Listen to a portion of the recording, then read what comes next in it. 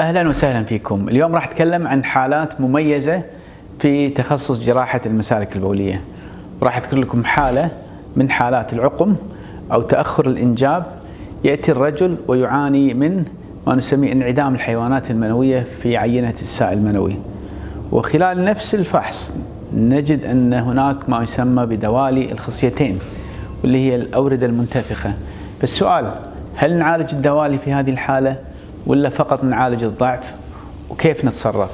طبعا هناك فحوصات مهمة من تحاليل الهرمونات والتحليل الوراثي وقياس حجم الخصية بالسونار لمعرفة إذا كان هناك ضمور شديد، وفحص ما نسميه الوعاء الناقل إذا كان موجود أو غير موجود، وبعدين ناخذ تصور هل هذه الحالة عبارة عن ضعف شديد مع دوالي أم هي عبارة عن انسداد مع دوالي.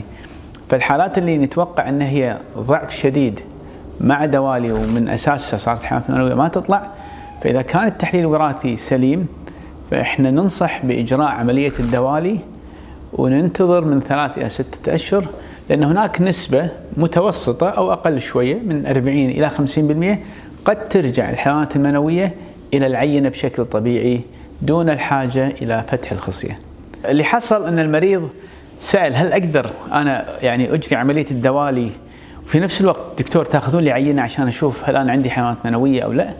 طبعا الجواب نعم ممكن، بس إذا حبينا نجري العملية اللي نسميها المسح المجهري اللي نفتح الخصية بالكامل، ففي وقت الدوالي ما ننصح بأن تجرى في وقت واحد، لأنه مع الدوالي يكون في احتقان في الخصيتين، وعند فتح الخصية يكون هناك قابلية نزيف، فلهذا ما نجريها في نفس الوقت. ولكن ممكن إجراء العينة العشوائية الصغيرة وفي نفس الوقت احنا سوينا عملية الدوالي ومن نفس الجرح فتحنا فتحة صغيرة وكانت العينة هي الأول، وأخذنا الأنسجة ولقينا حيوانات منوية، ولو أن كان عددها ليس بكثير والنشاط ليس ممتاز، ولكن لقينا الشيء، على الأقل شخصنا أن هناك ضعف بس في حيوانات منوية وأجرينا عملية الدوالي.